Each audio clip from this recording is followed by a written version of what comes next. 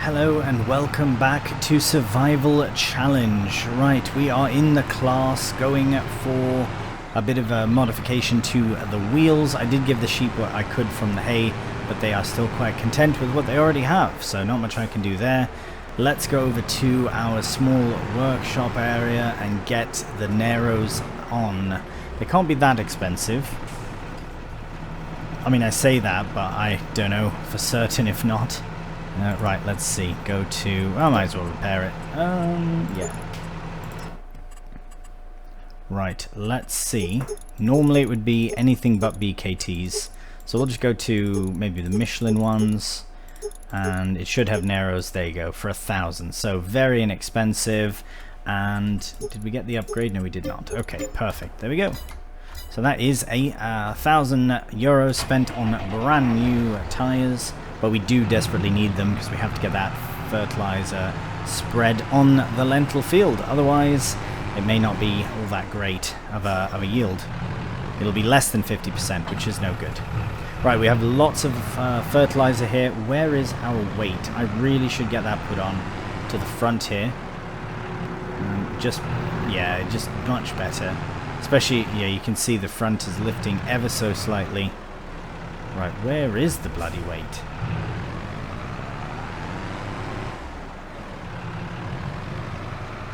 It's not like I would have gotten rid of it, did I? No. Surely it's kicking about somewhere. Where are you? Oh, it's right there. What? Oh, right. I even said I'm going to put this here for safekeeping, and then I've kept it very safe and hidden from me. I do that often with things like the weights and all. Right, there we go. Really do need to get some of that wool shifted. I did have to move a couple pallets over as it was full. So we'll get them probably sold. Oh, bloody hell. That's what we could have kept the lorry for. Selling pallets of wool. That's fine. I don't think we'll be turning them to fabrics. If we do... we may not, well, definitely not into clothing, because the clothing takes a long time to produce. We're out of tea here as well. These are all distributing, so anything that's done here just means that something is done elsewhere. Clothing has stopped. That's a lot of fabric. Right, we're going to try and put 1,000... we'll put one pallet in so that we get one more clothing pallet. Hopefully that's plenty. Yeah, it should be enough, because then we'll just sell the rest of it. So we'll get that sorted as soon as we do this fertilizer, because we do want to get this fertilizer done so that it's done and dealt with. Now, it's going to be a bit difficult to see because the field is so large, but so is the width. That's kind of the problem here. So let's get ready here with this. Remove the weeds. There we go. There should be sufficient. So we'll start and just go. Oh yeah, that's wild. It always impresses me, the width of this spreader. 42 meters. That's very, very far. But we are getting it done. So that is also a very, very good. Now, I will, yeah, the one thing about putting this into a time lapse is that I may reference back quite a bit.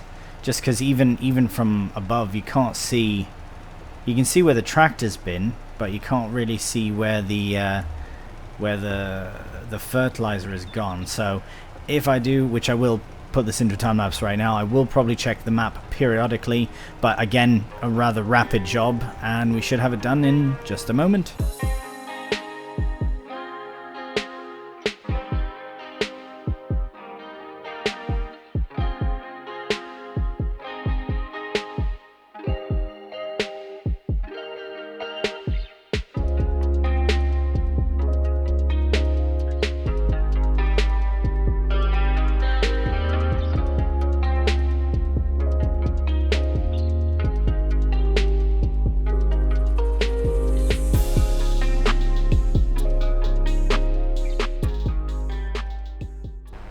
Right, well that is the majority of the field done. There are some small bits that have been missed, but yeah, it's just been a bit of a mental situation. It is quite difficult to keep track of all the fertilization on a field this size, especially when you're not using precision farming. Precision farming does help immensely for that.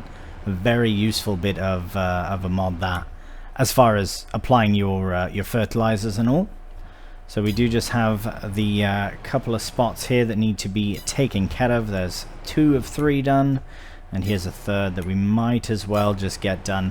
You're probably wondering as well, why are there so many missed areas? Well, that's, if you are asking that, that's because there are basically what happens when you cultivate or plow up an area like we did.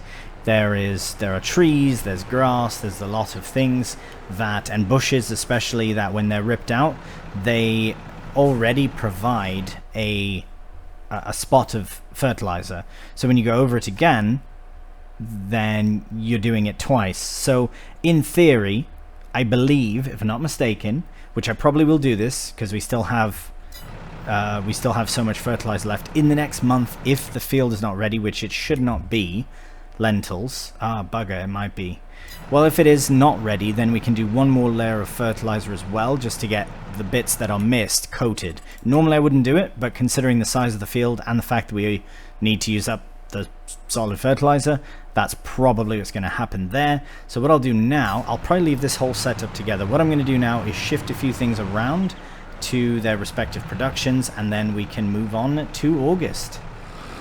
Alright, so we did shift one and a very small bit of fabric over to the tailor shop, because just to have enough to make one more full pallet of clothing, so that we can sell that when the time comes. However, this is going to be full before we can actually sort it out, so like sell it, I mean. So we're not going to be turning any more wool into fabric, just because it is too much of a faff, to be completely honest.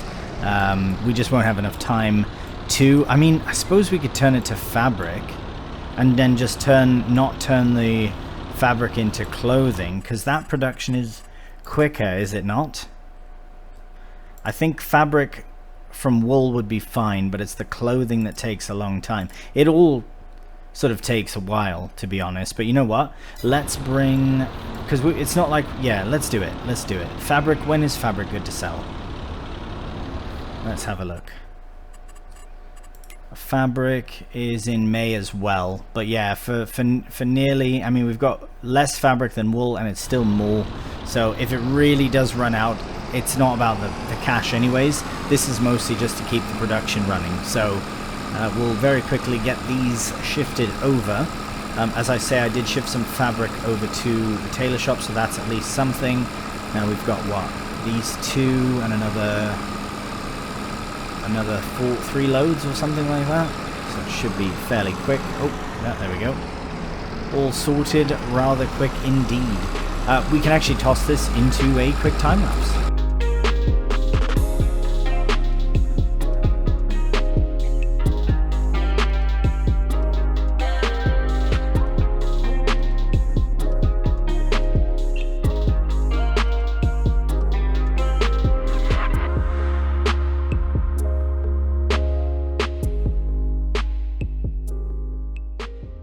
Alright, there we go. That's probably all the wool we'll ever have to bring for the rest of the series to the factory, although it might not even go through that, so we will see. However, these have stopped because they are missing materials, so the mint herbal tea is out of something. These are still stocked up. Why is mint... Oh right, it's in the dryer, that's why.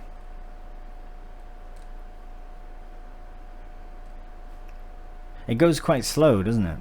Indeed. But no matter, because this is producing, everything's producing, so I really have nothing to say about that. The only thing is, the final thing will be selling, of course, the tea when the time comes. We'll have lots in. There's lots of storage there, so that'll be its own sort of selling thing. Let's see, those are in June and February as well. May. So basically we get the harvest done and then we've just got things to sell, really. So I think that's it for July. We did get the most out of it, especially with the shifting of all the kit. I don't think we'll need our grass kit anymore. I think that can all be sold, but there you go. We've got our trailer attached to the John Deere there, ready for the next harvest, which I imagine will probably be the linseed over here.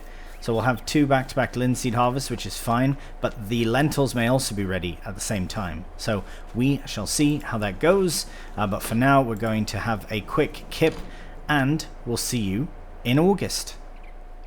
Good morning and welcome to a gorgeous August morning here in year 4 of our survival challenge series. It's going very well. You can see lots of weeds in here. We will be just leaving those for now, as it's not going to be our field for much longer. But also, as you can see, the linseed has changed from purple to, I guess, like a brown. Meaning it's ready to harvest. And over there in the distance, you can't quite see it from here, but the lentils are also ready to harvest. This time around, though, we are going to finish up the linseed field just to get them all done and dusted, and then we'll be able to see exactly how much we actually have between the 2 fields, which will be very interesting as well. So I think now we're at 30... well, I don't know, can't remember exactly. 26,199. I thought we would have more. What maths was I on about? Anyways, we still have that honey to sell, but pretty much everything we need to sell. So January's linseed. January's also seed. Oh right. Oh yeah, we've got lots of seeds, but we can sell them, so that's very cool. We also have canola in December, which we've had for a while, and then the soybeans in July. So we still have a few things to sell, meaning we'll probably end the series in the summertime. So we'll go through and do all the selling and all that kind of faff before the summer arrives, and then when summer is here, that will be the end of the series. Right, let's get straight into the field. We've got linseed to harvest. Now this field, I believe, is a bit smaller than the other one, than the other linseed field, but the nice thing about this field is that the special thing, I should say, is that this was our first sort of area which had a field. Not quite up here, because we did have a yard here for a short while, well, quite a while actually, but this here I think is about where we had our first field. It was a nice rectangular field, and things did evolve from that to, you know, basically this being all one field. And I remember going around our 2 fields that we had here with the far trail behind harvester, which went about 8 kph and held about 1500 liters or something like that. It was very slow and very, well, it was just purely slow, but yeah, very, very slow process. But this, now having this, is quite interesting. It's quite cool to see. It's nice to see, I should say, to see the massive progress, because this is a huge upgrade from what we did before. I mean, even with the Massey that we were using after the fair trail behind, yeah, it's still night and day difference how much better this is. So happy days for that. The linseed is underway once again. I reckon that, yeah, by the time we get this finished, we'll have, I don't know, I think this field might be smaller than the other one, so we might end up with like 50,000 liters, which would be pretty cool. Let's not destroy the crop now, shall we? There we go. Let's get that in there and get it going. So yeah, I think that that this will be a really good harvest, and I'm excited for it, and all the money that we'll get from it will be great and all, but this is obviously where most of our money went. This alone was about, this setup right here was about €500,000, so yeah, that's where all the money went. And yeah, I know a few people have mentioned as well in comments of past and maybe future, if they watch it in the future, about the whole firewood thing, and about how it seemed a bit overpowered for a survival series. Well, that's just the way it goes sometimes, I suppose. I didn't intend for it to be that overpowered, but once we started with it, it really showed that we've got so much that we can do with this series, so I took advantage in a way, I suppose. But it made the series as great as it is. There are some things that we could have added in to extend the challenge or make it more of a challenge, of course, but I think as far as starting with the kit that we did, and doing what we did in the beginning and all led up to where we are now. I mean, who knows where we would have been had we not, right? We probably wouldn't have the 2 fields, we wouldn't have the massive lentil field to do, but the timing of the ending of FS22 and the timing of starting this series versus ending it, it all kind of fell in place exactly as it was meant to do. And I'm a big believer in all that happening as it's meant to happen. So I'm happy about it. It's really good. Really pleased about it all. And pleased with the lentils as well. I wasn't sure what to do with that other field, so I'm very pleased that I did opt for something different than we've done before, especially since lentils was actually supposed to be a crop we were going to harvest on Deutschland, but unfortunately the bloody farm burnt down, so we couldn't get to it, unfortunately. Lost all of our crops as well. So now we'll be able to get some lentils harvested for the first time. Obviously not in this episode. This episode we are going to wrap up the linseed here, and we are nearly full, so we'll have an opportunity to test out our brand new trailer here in just a matter of seconds. In fact, we might as well just finish up get it full, and then we can bring the trailer over. Of course, it won't be nearly as full as the little Mercedes was. But that little, I mean, to be honest, that little truck over there really did a lot for us. It was a flatbed for our logs. It held all of our grain all the way up until literally just last episode. So I have to admit, it's been quite the workhorse for the farm. Right, okay, that should do about there. I know it's not quite full, but we'll get this lined up again, get the trailer, and then we can crack on with the rest of it. Alright, we've got a nearly empty combine now, and a very quickly filling up trailer as well. And there you go, there's the linseed in the trailer. All sorted. Really nice that. Happy about that. You know what, we should probably put turn the engine off on this, because the tank for it does seem to be quite small for such a big tractor. I think I could have opted for the bigger size, but that is no problem. Anyways, this should be a fairly rapid finish to the linseed, but we'll crack on with it.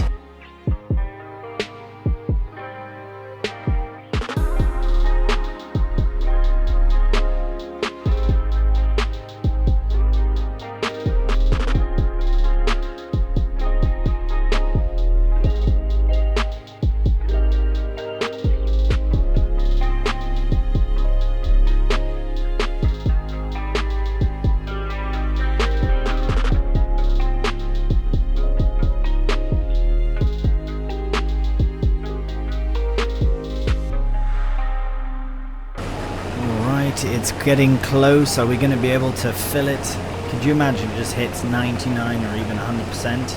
No, I don't think we'll have to worry about that. I don't think we're close enough for it, but that was bloody close to filling it completely with that second pass.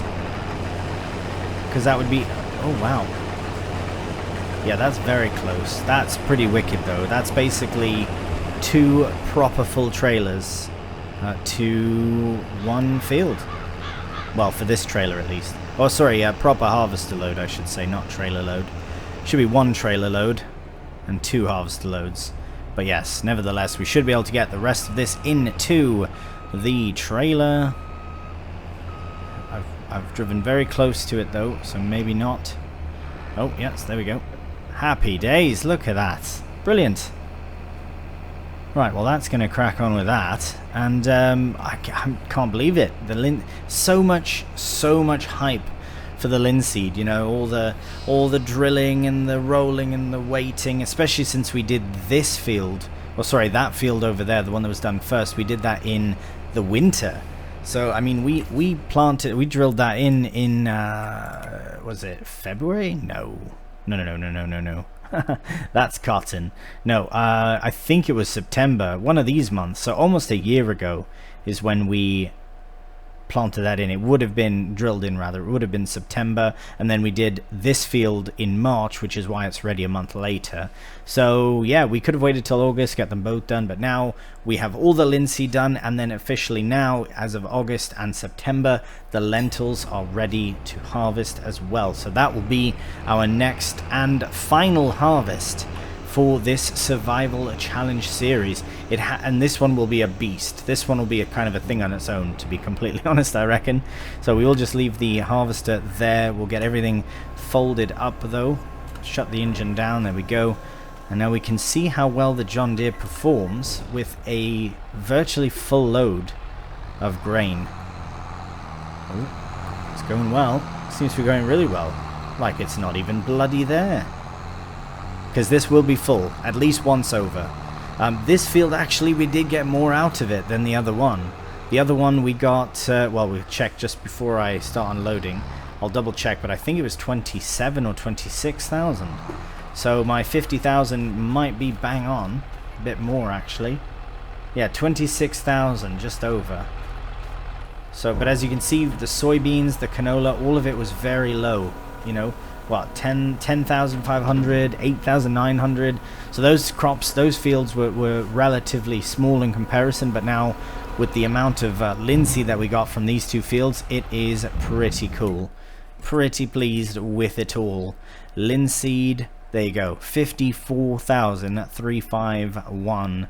So we will get that sold in January for about 40,000, which is really good. We've got lots of clothing in. Oh, we've got more now. Wait, did it produce it that quickly? Oh, wow. Okay, maybe it's the wrong way around. Oh, no, that's going quick as well. Well, we'll see. We'll see what happens, because possibly... I'm just going to leave that activated, because... I don't know, I mean...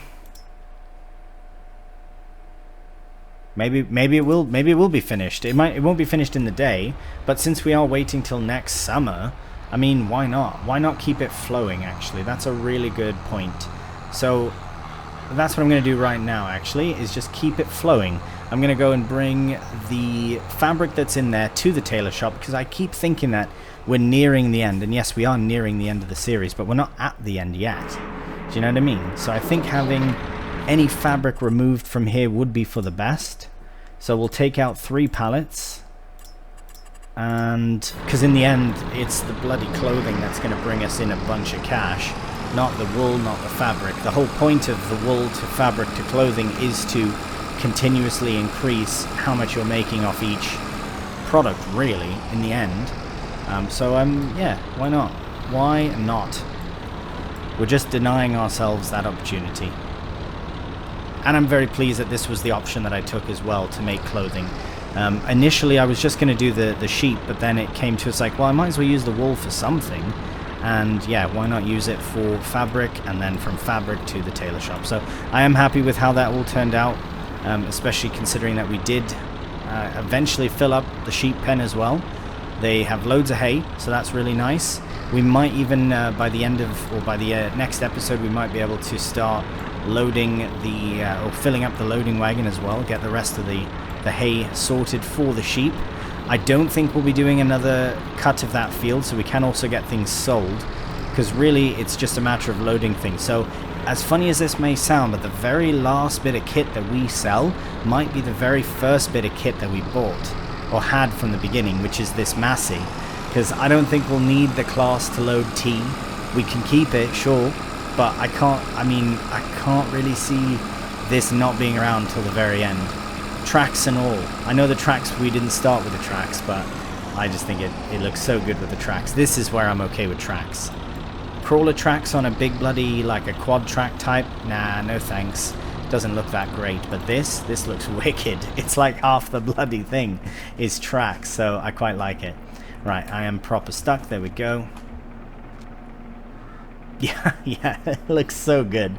Looks so good. I do prefer the lights on the side. But again, with the front loader we needed them on the top there, otherwise they wouldn't exist, and then it would be very hard to see in the night. Okay, yeah, and then we'll sort out all the tea. The tea was just kind of a nice little bonus thing that we are still working on. I mean, this still has loads of tea in, or leaves or whatever running. These as well is going well. The linden on the other side is going well. This here is running, got all production going, so everything's going really well. The next episode, though, we will be into this lentil field, which goes for as far as the eye can see, especially if you can't see very fast. That's really good. Right, actually, let's leave in view with our beautiful combines. I know we didn't in the last one. Usually I do. When we buy a new bit of kit, I like to showcase it as we end the series or the episode. I'm just going to move this out of the way because we just don't need that there. Better without it. Right, there we go. We've got our new trailer and our new combine all ready to get the lentils sorted in the next episode. So, thank you so much for watching. I hope you've enjoyed this one. We are, as I say, in the final stages of the series, so things are really starting to wrap up. We've got one more field left to harvest. We've got the sheep yet to sort of continue caring for, I suppose. We've got productions that are still producing, and we'll have things to sell. And then we kind of slowly make our way to, I imagine, episode 55. This one is 51 if I'm not mistaken, so it might even just be the next two. It really is kind of a toss-up. If that is the case, we might just get more Terra Life Plus out of those days until, of course, FS25 is out, which will take up majority of the time, except for Terra Life Plus, of course, until that series sort of sees its most natural possible end, I suppose. We'll see. Anyways, that does do it for this episode of Survival Challenge. Thank you again for watching. Again, hope you've enjoyed it. And until the next one, please do take care. And bye for now.